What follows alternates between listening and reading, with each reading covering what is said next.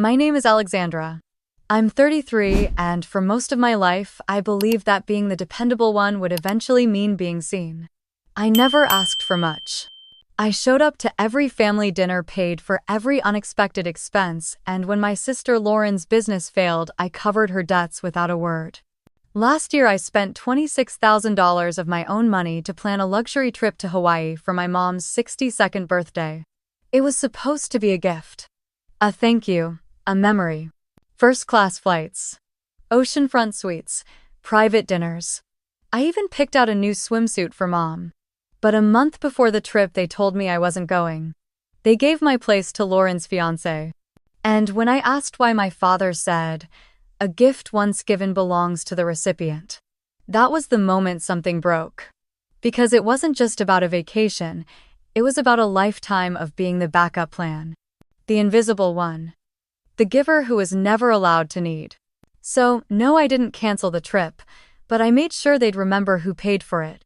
I used to believe that if I worked hard enough and stayed quiet, eventually my family would see me for who I really was.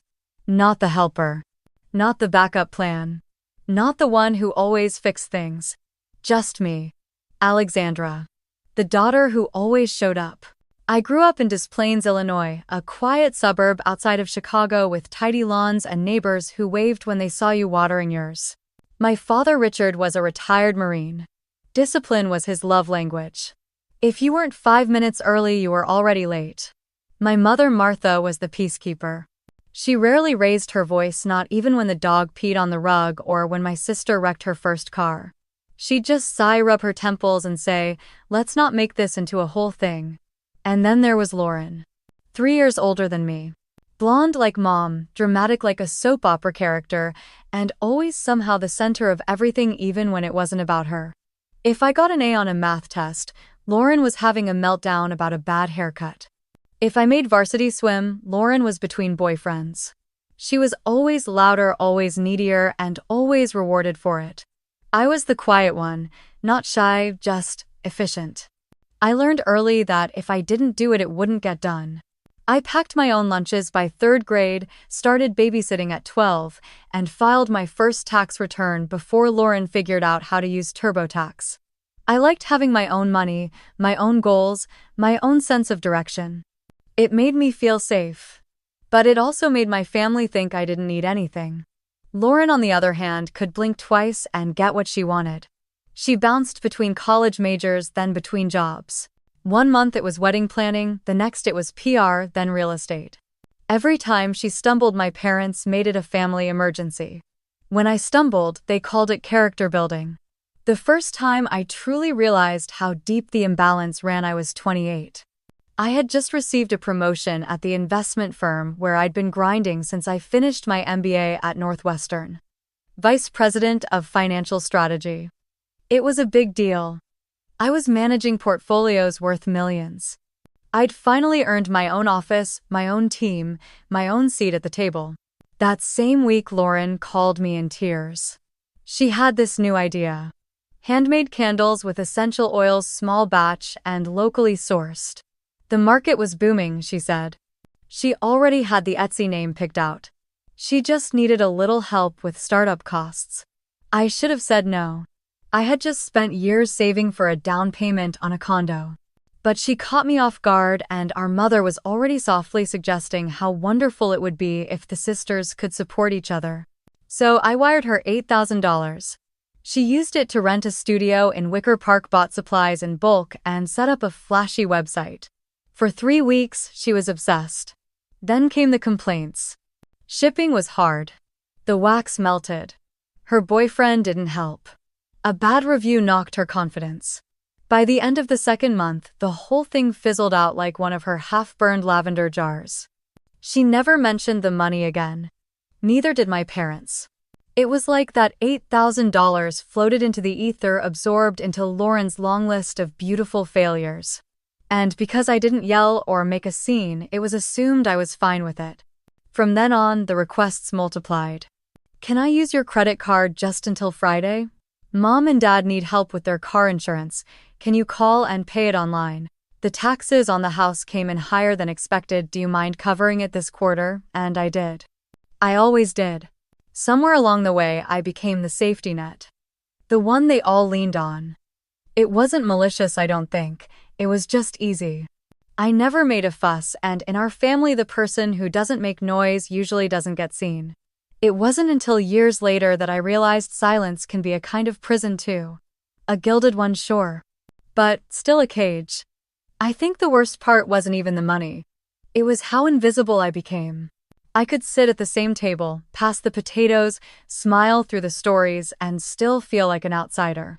Like the person who made the meal but wasn't allowed to eat. I didn't hate Lauren. I didn't even resent my parents, not fully. But the weight of being the dependable one, the strong one, the one who never needed anything, that weight started to shape me. To harden me. And yet, despite everything, when it came time to plan something special for Mom's birthday, I was the one who thought of Hawaii. Not Lauren. Not my dad. Me. Because even after all that, I still believed there was a version of us worth saving, at least. I did then. It started with a phone call to Dana, the travel advisor I had worked with once before, when a client of mine wanted a corporate retreat planned in Maui. She still remembered me. Said I was the only person she'd ever met who requested an Excel sheet comparing resort square footage and spa menus. That made me laugh. It felt good to be known for something other than just being available. I told her I wanted to plan something big. A family trip. 4 people.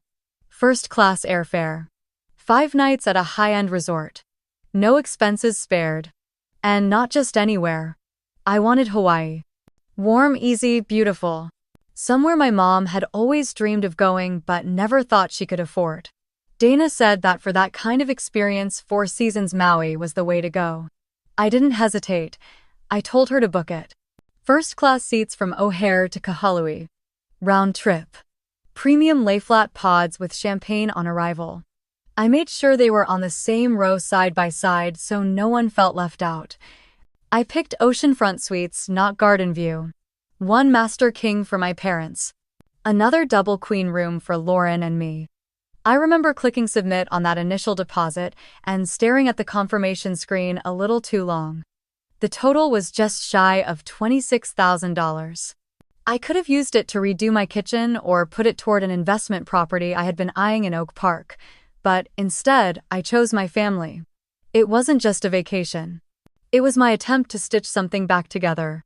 A gesture. A fresh start. I went all in. I emailed Dana a list of preferences. My mom didn't eat shellfish. My dad liked early mornings. Lauren hated being rushed. I asked about a whale-watching cruise that wouldn't make Mom seasick. A sunrise tour at Haleakala for Dad. A lomi-lomi massage at the spa for Lauren. A beachfront luau dinner with live music on the 3rd night just because I thought Mom would like the idea of wearing a flower in her hair. I even walked into Nordstrom one weekend and bought my mom a brand new swimsuit. Blue floral with thick straps and a matching chiffon wrap. She hadn't worn a real swimsuit since I was in high school. I wanted her to feel pretty. I wanted her to feel taken care of for once. I started putting together a folder. Printed out flight itineraries, contact numbers, a laminated daily agenda color-coded by activity.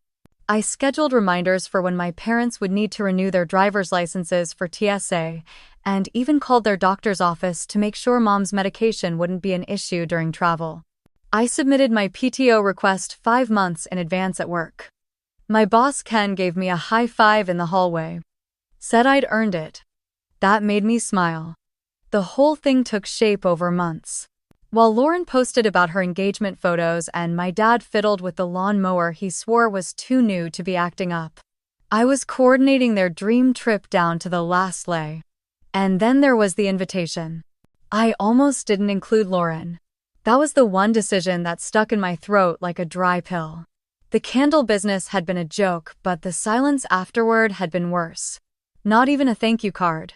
Not a single apology. She breezed right past it like it never happened. Like $8,000 wasn't real because it came from me. Still, I wrote her name on the itinerary.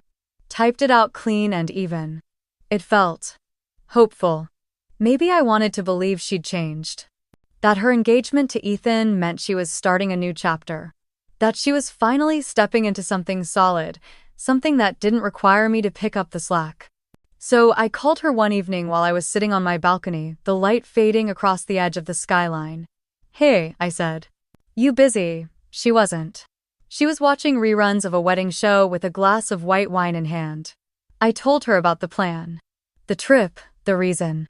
Mom's birthday. She went quiet. For a moment, I thought the line dropped. "You're serious," she finally said. "Dead serious," I replied. "Everything's already booked." "Wow. You're kind of amazing." That was as close to grateful as Lauren ever got. I didn't push it. She asked who was going. I told her. "You, me, Mom, and Dad." There was a beat before she responded. "Not Ethan." I kept my tone even. "Number. Just family." "Right," she said. "Yeah, makes sense." I told her I'd email her all the details and that I needed her passport number by the end of the week. She promised to send it. She sounded happy. Or maybe surprised. I let myself feel good about it. Later that night, I poured myself a glass of wine and stared at the printed schedule on my kitchen counter. I saw her name on the page next to mine. And despite everything, I felt something warm bloom in my chest. Maybe this time would be different. Maybe this would be the trip where things changed. Where we weren't divided by who needed what and who gave too much. Maybe we could just be. I finished the glass, turned off the lights, and went to bed early. For the first time in a long time, I felt like something good was coming. I didn't know yet how wrong I was. 2 days later, Lauren texted me out of the blue. "Ethan wants to swing by this weekend to say hi before the trip." That cool. I stared at the screen a moment longer than I needed to. It wasn't really a question. She was telling me, not asking. Still, I typed back a simple "sure, let me know what time." Saturday, 6. "We'll bring wine." I told myself it would be fine. Just a quick visit. Polite small talk, maybe a toast to Mom's birthday. Nothing too deep. But by the time Saturday evening rolled around, I had cleaned my apartment twice and rearranged the snack tray 3 times. The wine glasses were lined up, chilled brie and crackers sat untouched on the kitchen counter, and a vase of hydrangeas I'd picked up from Trader Joe's sat too proudly in the middle of the dining table. They arrived 5 minutes late. Lauren breezed in first, wearing a green wrap dress that probably cost more than my entire outfit. Ethan followed, carrying a bottle of Cabernet and a grin like he already knew everyone liked him. He hugged me too tightly for someone I barely knew, then said, "Wow, nice place. This is totally your vibe. Modern but warm. Clean lines." "Thanks," I said, stepping back. "Can I take your coats?" Ethan laughed. "California guy, no coat." Lauren handed me hers, then glanced around like she was judging whether I had updated anything since her last visit, which had been over a year ago. We sat, we poured, we made small talk. Ethan talked about his job at Peak Motion, some high-end sporting goods company in San Diego. Sales director. Travel perks, golf tournaments, brand partnerships. He had that practiced ease, the kind of guy who had shaken a lot of hands and probably remembered none of the names. Lauren leaned into his shoulder as he talked. She played with the collar of his shirt while nodding at things he said. I smiled, I nodded too. I passed the cheese. After about 20 minutes, I decided to shift the conversation. "So I said I've been dying to tell you guys more about the trip. I printed a few things for Mom and Dad, but I figured you might want a sneak peek." Lauren perked up. "Oh yes, totally. I'm so excited." Ethan leaned forward, elbows on the table. "What are we talking? Beaches, volcanoes, luau's?" I pulled out my laptop and turned the screen toward them. "Flights," I started, "are all confirmed. First class non-stop with priority boarding. You'll love the lay-flat seats. Resort is 4 Seasons Maui. Oceanfront suites. Private whale watching cruise. Helicopter sunrise tour over Haleakala. Spa day. Dinner show." Lauren's eyes got wide. "Oh my God. Lex. This is insane." In the best way. Even she looked a little overwhelmed. She touched her chest and glanced at Ethan like she couldn't believe what she was hearing. Ethan let out a low whistle. "Damn. That's like honeymoon-level stuff." He shot Lauren a sideways smile. "Maybe we're doing this backward. Wedding first, then this, I chuckled politely. He wasn't done. Seriously though, Hawaii, that's been on my bucket list for years. The culture, the views. I've always wanted to do a helicopter tour. Did you know there's this ridge trail that drops off into the sea? He pulled out his phone and started Googling it. Maui's Ridge Trail. Look at this view, he said, angling his phone toward me. It was a nice view. But I already knew. I had researched that exact trail 6 months ago and ruled it out because it was too intense for Mom's knees. Lauren smiled at him, then turned to me. You know, this trip would be absolutely perfect if Ethan could come too. I blinked, just floated that out like it was no big deal. She kept her tone light. I mean, I know it's kind of set, but it's such a coupley itinerary. The cruise, the spa, the dinner show. It feels kind of weird doing all that without your partner. I smiled tight. Well, I planned it for the 4 of us. You, me, Mom, and Dad. Right. But now that things are more official, you know, with the engagement. It would mean a lot to have him there. Lauren glanced at Ethan again. Don't you think, babe? He shrugged, grinning. Hey, I'm just the +1. But yeah, it'd be amazing. I sipped my wine and pretended I was thinking. Truthfully, my mind was already spiraling. The flights were booked. The hotel rooms were reserved. The cruise, the helicopter, the dinner show. All scheduled, all paid for. 4 people. No refunds. And now casually, with a smile and a nudge, they wanted to rearrange the whole thing. To squeeze me out. No one had said it. Not yet. But I could feel it like a weight settling in my stomach. Lauren must have sensed something in my silence. She touched my wrist. Just think about it, okay? It would make things feel more balanced. I nodded. I didn't trust my voice enough to speak. We moved on to another topic. I don't even remember what. Something about Ethan's last trip to Lake Tahoe or Lauren's bachelorette planning. I just smiled and nodded until the wine was gone and the room felt too warm. When they finally left, Lauren hugged me like everything was normal. Ethan gave me a wink. You're a legend for pulling this off, he said. Seriously? The door closed. Their footsteps faded down the hallway. I stood in the quiet. Something had shifted. I couldn't name it yet, but it was there. I looked down at the empty wine glass in my hand, then at the folder still open on the table. And for the first time I felt like maybe I wasn't the host anymore. Maybe I was just the placeholder. The person who bought the tickets. The one they could quietly cut. 2 weeks later, I got a call from my mother. Her tone was soft but brisk, like she had rehearsed the words. Honey, can you come by Saturday afternoon? Your father and I want to talk through the final details for the trip. The way she said it made my stomach clench. Not discuss, not celebrate, talk through. I said sure. I asked if Lauren would be there. She hesitated, then said yes. She's bringing Ethan too. He wants to be part of the conversation. I almost said no. Almost claimed I had plans of meeting a migraine. But instead I said okay. I think part of me still wanted to believe this was just a formality. That maybe they wanted to surprise me with matching leaves or a thank you card. Saturday came cold and gray. The kind of March chill that slips through your coat and clings to your ribs. I parked outside the house I grew up in, stared at the familiar shutters and faded mailbox, then walked up the steps with a tight jaw and a heavy heart. Mom opened the door with a smile that didn't quite reach her eyes. She was wearing her church cardigan, the one she only pulled out when she needed to look composed. Dad was already sitting in his usual chair, the newspaper folded neatly on the side table like a prop. Lauren and Ethan were on the couch. She had her legs crossed, a mug of tea in hand like she owned the room. Ethan gave me a nod, casual, like we were teammates. Hi, sweetheart, Mom said, brushing a kiss on my cheek. I made chamomile. I sat down in the armchair across from them, ignoring the tea. The silence stretched. So Lauren began, we've been talking a lot about the Hawaii trip. I raised an eyebrow. Have you? Yeah. She smiled like she was giving me good news. And we were thinking, maybe it would make sense for Ethan to come in your place. Just like that. No build-up, no sugarcoating. I blinked. Excuse me, Dad leaned forward. Just hear us out. Lauren continued undeterred. It's just.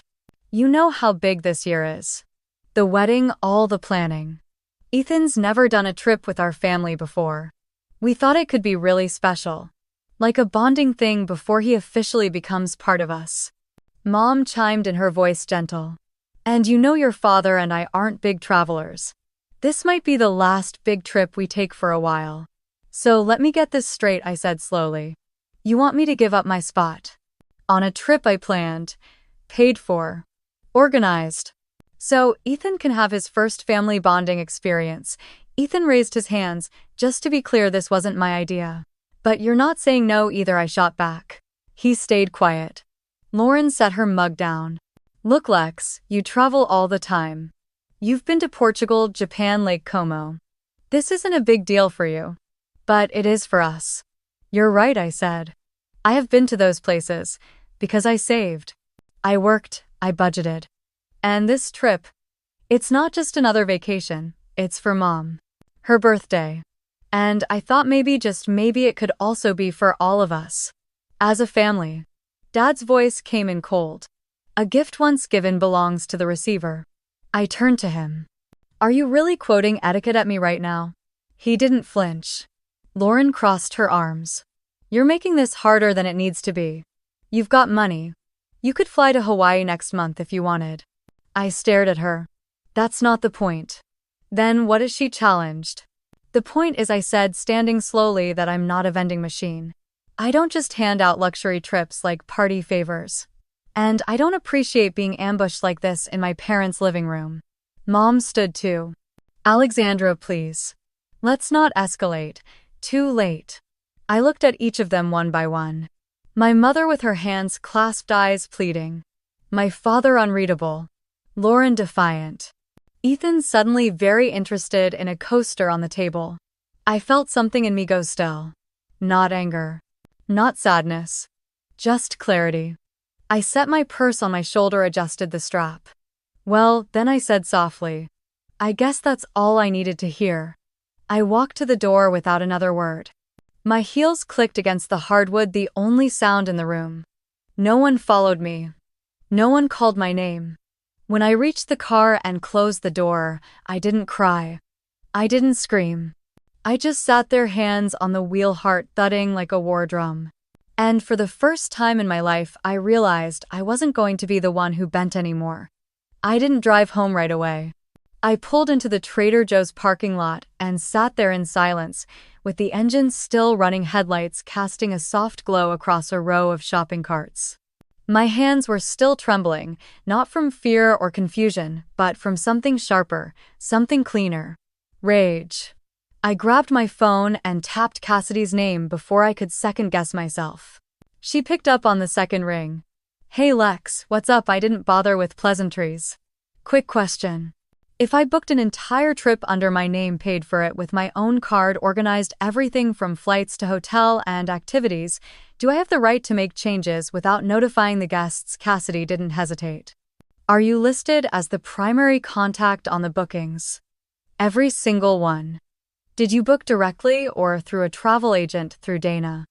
She's handled everything. Then yes, you absolutely have control.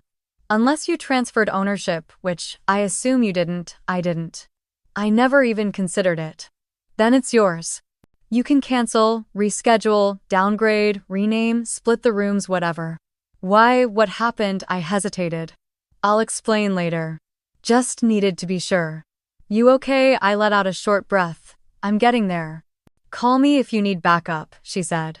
Or if you want to get drinks and scream into a void. I smiled faintly. Thanks, CAs. I'll let you know. I hung up and finally drove home, every stoplight on Milwaukee Avenue feeling like a test of patience I didn't have. When I got back to my apartment, I didn't even take off my coat. I opened my laptop, pulled out the planning folder from the side drawer, and logged into my travel dashboard. There it was. My entire masterpiece. The flights, the resort, the excursions, the luau.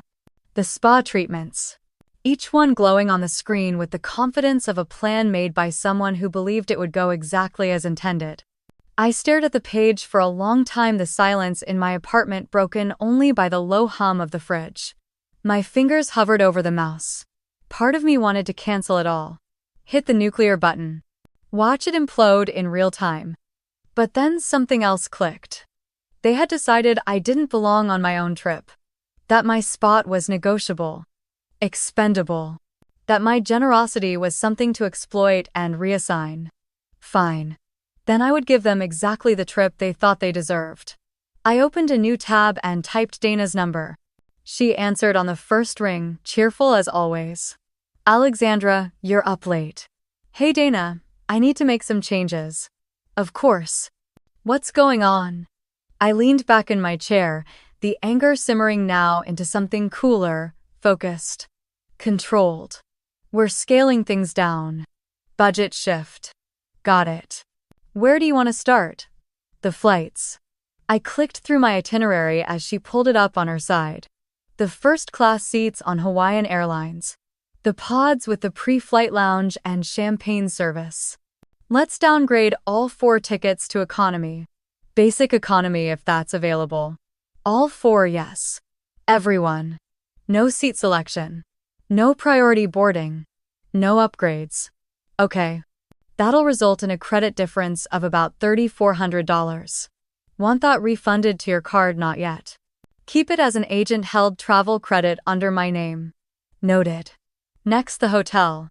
4 Seasons Maui. Beautiful but not necessary. I want to cancel those rooms and book something mid-range near Waikiki. She paused. You sure? Very. Look at Pearl Island Suites. 3-star, decent reviews, busy location, small rooms. All right. Booking 2 double beds, 1 double. They'll figure it out. Got it. Now the excursions. I listed them off. Cancel the private whale watching cruise. Replace it with a group catamaran tour. Cancel the sunrise helicopter ride. Replace it with a bus tour that includes a drive past Haleakala but no hike. Cancel the luau dinner and replace it with a voucher for a local buffet. And the spa day, remove it entirely. Each adjustment built on the last like bricks stacking into a new kind of monument. Dana didn't question it. She confirmed each change with quiet efficiency. When we finished, I felt something settle in my chest. Not joy. Not satisfaction. But a kind of balance. Anything else I can help with? Dana asked. Yes. I'd like to use the credit from the downgrades to book something new, just for one. Business class. Destination, TBD. But ideally something that doesn't involve being surrounded by people who think I'm replaceable. She laughed softly. I have just the thing. I'll email you options. Please do. After we hung up, I stared at the new itinerary. The updated hotel, the group tours, the no-frills flights. It was still a trip. Still Hawaii. But it no longer resembled the dream I had once built. And that was the point. I closed the laptop and opened my journal. I hadn't written in months, but tonight the words spilled out like a flood. They think love means control. They think giving is ownership. They don't see me, they see a wallet. A driver. A buffer. This is the last time. I underlined that last sentence 3 times, then I circled the word last. I sat back, let the silence return. And, for the first time in days, I slept. The next morning I woke up earlier than usual, with a strange kind of clarity humming beneath my skin. I poured myself a cup of coffee, sat at the kitchen table in my robe, and opened my laptop again. It was time to finish what I had started. Dana had already emailed a summary of the itinerary changes we made the night before. Her subject line was simple and polite. Revised travel plan, Hawaii party of 4. I clicked it open, double-checked every detail. 4 basic economy tickets. 1 small hotel room with double beds at Pearl Island Suites in the middle of crowded Waikiki. Shared group tours instead of private experiences. No upgrades, no extras, no comfort. Then I opened a new tab and typed slowly, deliberately. Bora Bora all-inclusive overwater villa 5-night solo traveler. I scrolled past the sponsored links and travel agencies until I landed on a direct booking site for Te Moana Villas. It was exactly what I had in mind. A private overwater bungalow with a plunge pool, butler service, meals delivered to your deck, and a spa menu that made my shoulders relax just reading it. I checked the dates. Same week as the Hawaii trip. Available. I entered my name, contact information, and payment. For flights, Dana had already included a credit in my agent-held account. I called her again and asked her to rebook a one-way business class flight to Bora Bora leaving from LAX with a short layover in Tahiti.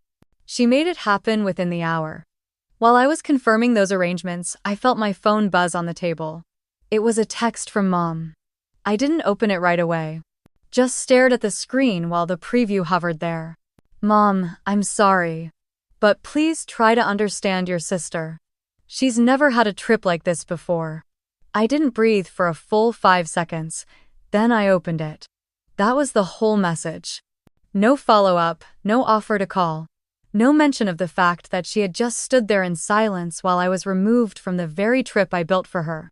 My thumb hovered over the reply bubble, but I didn't type anything. What could I even say? I reread her words again and again. Try to understand your sister. It wasn't the first time I'd been asked to make space for Lauren. To tone it down, to be the bigger person, to shrink so she could shine. She's never had a trip like this before. Neither had I. Not like that. Not with my family. Not where I wasn't the one behind the curtain pulling the strings, arranging the show. And yet here I was again, expected to hand it over quietly. Graciously. I locked the phone screen and set it face down on the table. Dana called a few minutes later to confirm the Bora Bora booking was complete. Want me to arrange airport transfer too? She asked. Yes, I said. Private car. And no shared anything this time. Noted. You'll be met at the tarmac. Thank you. Once that was done, I printed 2 sets of documents. One was the new Hawaii itinerary, scaled down, every detail stripped to the bone. The other was mine. Te Moana. My name in bold on every page. I tucked both into separate envelopes and slid them into my travel folder. By noon, it was all finalized. I sat back in my chair, staring out the window. The street below looked like any other Wednesday in March. Bare trees. Trash bins. A delivery van double parked. But something in me had shifted completely. I wasn't angry anymore. I wasn't even hurt. I felt hollow in the best way, like I had finally cleared out the space where resentment used to live. Later that afternoon, I walked to the post office and mailed Mom a printed copy of the revised Hawaii trip. No note, no explanation. Just the facts. When I got home, another text from Lauren was waiting. He's so excited. I knew you'd come around. I deleted it without responding. That night, I poured myself a glass of wine, lit a candle, and played soft music in the background, while I packed a small suitcase with light dresses, a wide-brimmed sun hat, and a new pair of sandals I had been saving for something special. I placed my passport on top, then closed the lid. I had no intention of telling them where I was really going. Let them arrive at the gate and look around confused. Let them realize just how basic things had become. Let them enjoy the version of the trip that matched the value they assigned to me. Meanwhile, I would be somewhere else entirely. Floating, sun-kissed. Alone, but not lonely. Free. At Terminal 1 of O'Hare International, the Reed family arrived with the kind of confidence that only came from believing everything was in their favor. Lauren wore a cream-colored linen jumpsuit with oversized sunglasses and heels that clicked across the tile like punctuation. Ethan followed behind her, carrying their coordinated luggage and wearing a polo shirt so crisp it could have passed inspection. Mom was glowing in a floral wrap dress and her new designer sunglasses. Dad carried the boarding passes and passports with the certainty of someone who thought nothing could go wrong. They walked up to the check-in counter and smiled, expecting warm welcomes and upgrades. Lauren handed over the booking code with a flick of her wrist, already glancing toward the signs that pointed to the United Polaris Lounge. But then the attendant frowned. "Miss Reed, this is for basic economy. You'll be checking in at the standard counter." Lauren blinked. "I'm sorry," what the attendant double-checked. "You're in Group 9 boarding. No upgrades, no lounge access. Would you like to check any bags?" Ethan leaned in. "There must be some mistake. These are first-class tickets. My fiancée's sister arranged the entire trip. It's for her mother's birthday." The woman didn't flinch. Sir, I'm only seeing economy seats for 4 passengers booked together under Alexandra Reed. If you'd like to make changes, you'll need to speak to your travel agent. Lauren's mouth parted, but no sound came out. My mother, standing just behind them, frowned and took a step forward. That can't be right. We were told this would be a luxury experience. Again, I'm sorry, the woman said politely. But these are the confirmed seats. You'll be boarding at the rear gate. No lounge access included. Dad's voice dropped into a low-clipped tone. Is there a manager we can speak to? She offered a smile that didn't reach her eyes. I am the manager on duty, sir. Ethan's voice got louder. Do you have any idea how much money this trip cost? This is absurd. We were supposed to have priority everything. The woman stayed calm. You're welcome to purchase upgrades if there are any available. Otherwise, I recommend proceeding to security so you don't miss your boarding group. Lauren turned sharply toward Mom. Did Lex change something? Mom pulled out her phone and started dialing. Meanwhile, Dad checked the printed itinerary that had been mailed to them. His brow furrowed. He turned it sideways, then upside down, like somehow it would reveal something different. The call rang. And rang. And rang. No answer. Mom left a voicemail, her voice strained but quiet. Alexandra, it's Mom. We're at the airport. There's a problem with the tickets. Can you please call me back as soon as possible? Thank you, sweetie. Lauren scoffed. She's probably screening us. She knew. Dad muttered, what kind of game is she playing? Meanwhile, Ethan was still arguing at the counter. Look, I don't care what your system says. My fiancée's sister runs a company that handles high-end clients. She doesn't make mistakes like this. Sir, the system shows what's been booked and confirmed. I can't change that. Mom tried again. Voicemail. Lauren finally stepped aside, her cheeks flushed with embarrassment. People were beginning to glance their way. Another family rolled their carry-ons past with curious expressions. A toddler pointed. I'm not sitting in the back of the plane, Ethan snapped. Then pay for an upgrade, Lauren hissed. They stood there in silence for a few seconds. Back in the quiet of an airplane somewhere above the Pacific, I had just taken my first sip of champagne. The cabin lights were dim, my seat reclined to a gentle angle. The hum of the aircraft was low and steady, like white noise designed to erase worry. I glanced out the window at the endless blue below and closed my eyes. I wasn't gloating. I didn't feel triumphant. This wasn't revenge dressed in glitter or some gleeful gotcha moment. It was simply peace. A boundary drawn and enforced. My phone was tucked into my travel bag, turned off for the flight. I had no intention of checking it when we landed. I had no intention of wondering how their flight went or what seats they ended up in. I had removed myself from that loop and I wasn't going back. A soft chime indicated the meal service was starting. A smiling attendant placed a tray before me with grilled halibut, warm bread, and a glass of Sauvignon Blanc. Can I get you anything else, Miss Reed? Just this, thank you. I took a bite and let the quiet settle back over me. Somewhere far behind me they were just taking off. And I was already gone. The air in Waikiki was humid and noisy, thick with the scent of food trucks and sunscreen and too many tourists crammed into one overbuilt street. Their rideshare had dropped them off in front of a beige mid-rise hotel wedged between a liquor store and a surfboard rental stand. No valets, no bell service. Just a guy at the front desk with a name tag that read Peter and a lobby that smelled faintly of bleach and something fried. Inside the room was worse. 2 full beds. No balcony. A sliver of a window overlooking a parking lot and the neon sign of a chain coffee shop. No welcome champagne. No ocean view. Just the hum of the air conditioner struggling to keep up. Lauren stood in the doorway, stunned. This has to be a mistake. Ethan tossed his suitcase on the bed closest to the window. Or a sick joke. Mom didn't say anything. She sat on the edge of the other bed, looking around slowly, like waiting for the glamour to appear if she blinked hard enough. Dad opened the closet. No robes. No slippers. Just 2 wire hangers and a laminated evacuation route. By the next morning, things had only gotten worse. The group tour to Haleakala was delayed nearly 2 hours. The bus reeked of air freshener and diesel, and the guide talked so fast no one could understand his jokes. The sunrise was long past by the time they made it to the lookout point, and half the group was too tired to care. Lunch was a lukewarm boxed meal with soggy sandwiches and fruit cups. Ethan took one bite and threw his away. Lauren picked at hers silently. Mom tried to make the best of it. Dad kept checking the itinerary, frowning more with each line.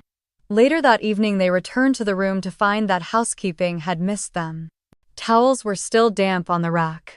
The trash hadn't been emptied. Ethan flopped onto the bed groaning. "Remind me what we're paying for again." Lauren stood near the window, arms crossed. This was supposed to be luxury. He picked up the reservation folder that had been left on the desk by the front desk clerk and started flipping through it. His brow furrowed. "What?" Lauren asked. He turned a page. "This is all under Alexandra's name. Every reservation. The flights, the hotel, the tour company. All of it." She walked over. "Let me see that." "Look," he said, tapping the page. "Guest of record Alexandra Reed." Lauren snatched it from his hand. Why would she leave it under her name? Ethan raised an eyebrow. Maybe because she never intended to come. Lauren's jaw tightened. Or maybe this was all some revenge fantasy. Make it look generous, then ruin it. Mom looked up from her seat by the window. "Girls don't." Dad rubbed his temples. "If this is how she wanted to handle it, she could have just canceled. We could have made other plans." Lauren spun around. "Because she didn't want to cancel. She wanted us to suffer through it. That's what this is." Ethan stood, clearly done being diplomatic. "Speaking of things that don't add up, are we going to talk about that job thing?" Lauren blinked. "What job thing?" "The one in Chicago. Your PR firm, Clara Morgan. You never told me why they let you go." Her face froze. "You told me it was downsizing," he continued, "but I ran into someone from the firm last month. She said something about you using a client contact list for your candle business." "That true?" Lauren's cheeks flushed deep red. "That has nothing to do with this." Mom stood. "What is he talking about?" "It doesn't matter." Dad's voice was sharp now. "You got fired." Lauren threw the folder on the bed. "You don't know the full story." "Apparently neither do we," Ethan muttered. Lauren's voice cracked. "That was 2 years ago. I was trying to make something work. And no, I didn't steal anything. Clara exaggerated everything because she was jealous I had clients." "So you were using the company list?" Lauren didn't answer. Mom sat down slowly. "Oh, honey." Dad turned away, jaw clenched. The silence was unbearable. Finally, Lauren stormed into the bathroom, slammed the door, then came back out with her phone. She typed furiously, then stared at the screen, waiting. She read the message aloud, her voice shaking. "You win, Alexandra. Hope it was worth it." Then she tossed her phone onto the bed. Nobody spoke after that. The silence stretched across the hotel room like a fog no one knew how to clear. Outside the window, the evening glow had faded into a pale, muted dusk. No one reached for the remote. No one commented on dinner. The hum of the air conditioning was the only sound. Back in Bora Bora, I had just finished a long bath in the stone tub on the private deck, letting lavender oils melt the stress from my shoulders. I wrapped myself in a robe and settled into a lounge chair facing the sea. My phone buzzed softly on the side table. Again. It had been quiet most of the day, but now the messages were starting to come in. The first was a missed call from Mom. Then another. No voicemail, just silence. The third time I let it ring out. I didn't want apologies handed out like afterthoughts. I didn't want excuses wrapped in concern. I wasn't ready for any of that. But when the fourth call came, I answered. Her voice was low and hesitant. "Lex, I'm not calling to argue. I just want to talk." I didn't say anything. She paused, then went on. "I should have spoken up in that meeting. I should have said no. You were trying to do something beautiful, something generous, and we twisted it into something else. That wasn't fair to you. None of it was." Still, I stayed quiet. She let out a breath.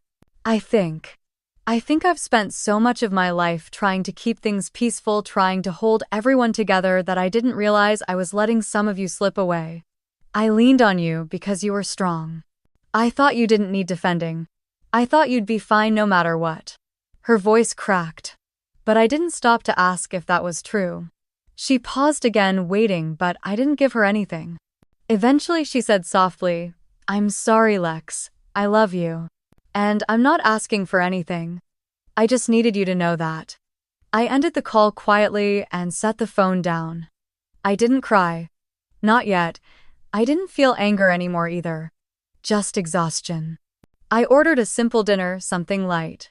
While I waited, I sat with my journal open, staring at the blank page, unsure what to write. For the first time in years, I didn't feel like the reliable one. I didn't feel like the fixer. And that absence felt strange. Later that night, long after the sun had dipped behind the lagoon, another message came in. A text this time. From Mom. It was long. Not dramatic, not overwrought, just real. "You've always been the one I could count on," she wrote. "But that doesn't mean I had the right to take that for granted. Being dependable isn't the same as being invincible. I let others think you didn't have needs. I let them speak over you. I let Lauren act like this trip was hers to rewrite." She continued. "I didn't stop her. And that silence makes me complicit. I'm sorry. I love you. And I know you're hurt.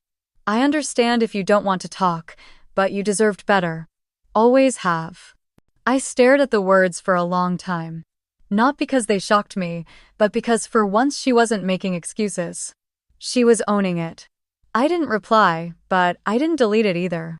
At around 3 in the morning, I was still awake, scrolling through old photos on my phone.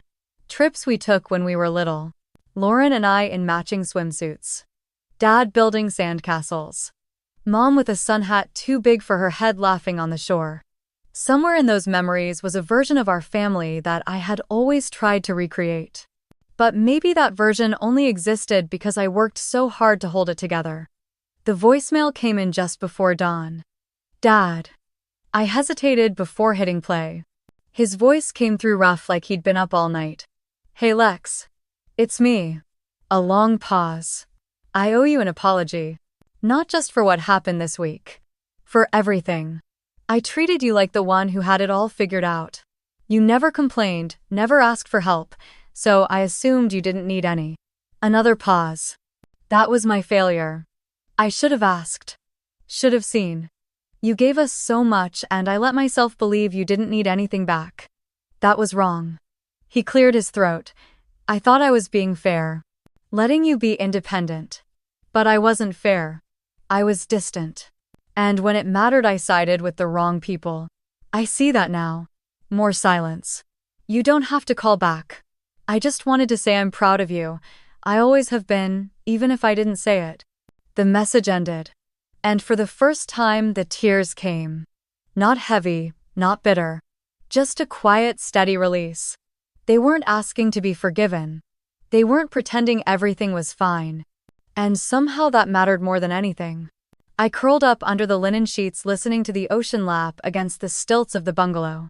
I didn't know what would come next, but for the first time I didn't feel like I had to figure it out alone. The flight home was quiet. I barely remembered takeoff, only that I had pressed my forehead against the cool window and let the soft roar of the engines drown out everything else.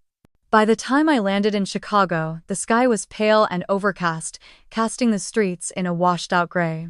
I rolled my suitcase down the familiar sidewalk toward my condo, feeling older somehow, not in years but in weight. It wasn't until 2 evenings later that I heard the doorbell. I wasn't expecting anyone. It was after 8 and I had just poured a glass of wine, planning to sink into a couch and not think for the rest of the night. I opened the door, and there she was. Lauren. She was holding a bottle of wine. Not one of those cheap last-minute grocery store brands either. It was my favorite. She knew that. I didn't say anything. Just opened the door a little wider. She stepped in quietly, not making eye contact, and stood awkwardly near the kitchen island. I poured her a glass without asking. She took it but didn't drink. "I thought maybe you wouldn't answer," she said. I didn't respond. She shifted her weight like she had rehearsed what to say, but the words got scrambled once she saw me. "Ethan flew back early," she said. Just packed up and left 2 days ago. Said he needed space. I nodded. I wasn't going to play therapist. She looked around the room, then down at her hands. It was supposed to be fun, Hawaii. I thought it'd fix things, or at least give me something bright to look forward to. Still, I said nothing. She exhaled sharply. I'm not good at this, Lex. Talking like this. Apologizing. Then why are you here? The question came out sharper than I intended, but I didn't take it back. She sat down slowly on one of the bar stools. Because I think I owe you more than just an apology. I raised an eyebrow, waiting. She stared into her wine glass. You've always had everything. School, work, the nice car, the house. Even your friends. They all just seem to like you. Like, really like you. I didn't answer. Not yet, she went on. When you got into Northwestern, I remembered Dad said, that's our golden girl. And all I could think was, I guess I'm the other one now. Her voice didn't shake, but it was brittle. And it just kept happening. You never bragged. You never rubbed it in. But you didn't have to. Every time I failed at something there, you were doing everything right without even trying. That's not true, I said quietly. I tried harder than anyone knows. She nodded. I know, I do. But it didn't feel that way back then. All I could see was what I wasn't. I finally sat down across from her. So you resented me. She didn't deny it. I think part of me still does. I hate that about myself. But it's the truth. We sat there for a while, the city noise muffled outside the windows, the silence between us heavier than anything else. She finally spoke again. When you planned the trip, I told Ethan you were showing off. That it was another Lex gesture. Big and perfect and meant to make the rest of us look small. That stung. But I let her continue. But when we got there and the plans fell apart, and the rooms were tiny and hot and everything felt cheap, I realized you weren't trying to hurt me. You were just done being used. I studied her face. It looked tired. And something else. Unmoored. Ethan asked me things. About work. About that job I lost. He found out things I thought no one remembered. I didn't leak anything, I said calmly. She nodded. I know, I figured that out. Then she looked at me, really looked at me for the first time that night. You always do things the hard way. The honest way. And I've been chasing shortcuts my whole life. Maybe because I thought if I just caught up I could finally stop hearing your name in every conversation. The truth settled between us like dust in the light. I took a slow sip from my glass before answering. You didn't lose because I won, Lauren. You lost because you stopped trying to grow. You thought people owed you something. But being loved doesn't mean being handed things. It means being seen, and you never wanted to be seen for who you are. You just wanted to be me. She flinched. Not because it was cruel, but because she knew it was fair. I'm tired, I said finally. Not of you. Of carrying all the weight while everyone else plays victim. She didn't say anything. She just sat there, her glass still untouched. Eventually she stood up, pulled her coat tight around her, and looked at me like she wanted to say something else. But all she said was, "Thank you for letting me in." I nodded once. She walked out without looking back. And I stayed there staring at the door long after it closed, wondering if that was the end of something or the beginning. The days started to fall into a rhythm again. I went back to work the next morning, sliding into my desk chair with a quiet kind of resolve. The inbox was full, the reports were waiting, and yet nothing felt heavy. Not in the way it used to. Cassidy called during my lunch break, her voice cheery as always. I told her about Lauren's visit, and she listened without interrupting. So, does this mean you two are okay now, she asked. I don't think it's about being okay, I said. I think it's about being honest. Cassidy let out a thoughtful hum. That's a start, Lex. That's a big start. Later that week, I got an email from Mason, my cousin from Minneapolis. He'd messaged me before, mostly friendly check-ins, the occasional meme, the usual. But this time the subject line read "Need a favor." I didn't even open it right away. I let it sit for 2 days. Then I clicked it.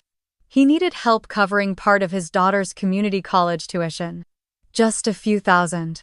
He'd pay me back, of course, once his tax return came in. I reread the email twice, fingers hovering over the keyboard. Then I clicked reply and typed something I had never sent before. "Hey Mason, I'm really sorry, but I won't be able to help this time. I hope things work out with the financial aid office." And that was it. No explanations, no guilt-laden backstories. When I hit send, I expected to feel a pang. Instead, it felt like someone had loosened a knot in my chest. That weekend, Mom called. "We're doing Sunday dinner," she said. "Chicken and dumplings. You coming?" I paused. "Not this time," I said. "I've got plans with myself." She laughed softly. "Okay, sweetheart, some other time." She didn't ask why or try to negotiate. That alone felt like progress. The next day, she texted me a picture of a flower arrangement she saw at Trader Joe's. "Thought of you," it said. Then later another message, "I just baked lemon bars. Want some?" They weren't big things, but they were real. Little shifts in the way we moved around each other. Like she had finally realized I wasn't a default option, always there, always available. I didn't go to every Sunday dinner. I didn't answer every call. Sometimes I let the phone ring while I lay on my couch, a book open on my stomach, the windows cracked to let in the breeze. And no one made me feel guilty for it. At least not out loud. One Thursday evening, I was heading out from work when my phone buzzed with a PayPal notification. "You've received $1,200 from Lauren Matthews." I stopped walking. Opened it. In the message box, just one sentence. "I should have paid this back a long time ago." It took me a moment to remember. The candle business. The loan that had disappeared into silence, and birthday cards with no checks inside. I hadn't thought about it in years. I sat in my car for a long while after that, watching the sky turn dark, the city blur in motion around me. I didn't message her back right away.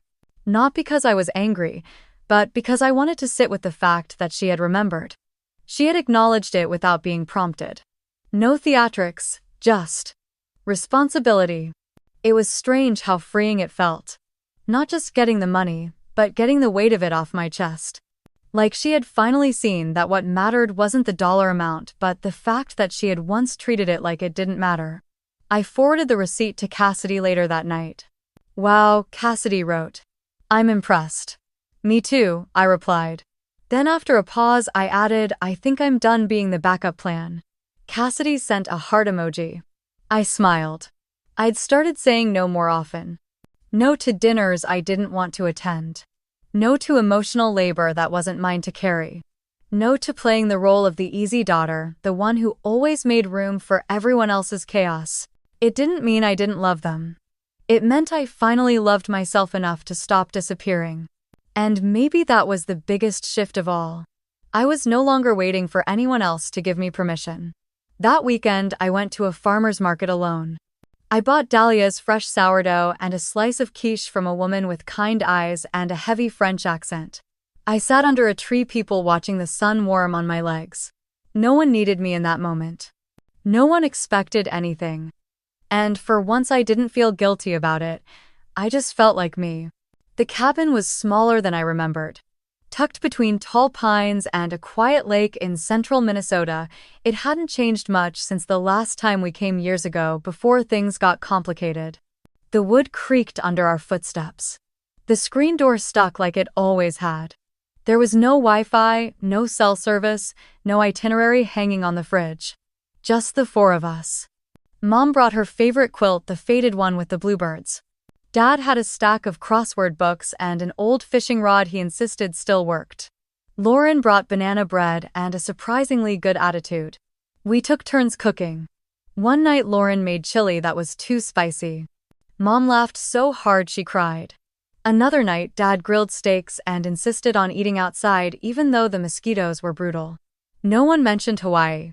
No one brought up Bora Bora. And I didn't feel the need to. We played cards after dinner. Go fish mostly because Dad never learned anything else. Lauren let Mom win and Mom pretended not to notice. There were silences, yes. But they weren't heavy anymore, they were comfortable. The kind of silence that doesn't demand to be filled. One afternoon I sat on the porch with a glass of lemonade and let the breeze wash over me. The lake was still reflecting the sky like a mirror. Somewhere inside, Lauren and Mom were arguing about how to fold fitted sheets. Dad was asleep in the armchair. And I just sat there taking it all in. It wasn't perfect, but it was enough. I thought about that week in Bora Bora more often than I admitted. The warmth of the water, the hush of waves against the bungalow. The quiet pride of choosing myself after years of swallowing my voice. It had never really been about revenge, it was about recognition. I had spent so long trying to be the steady one, the easy one, the glue, but glue gets used.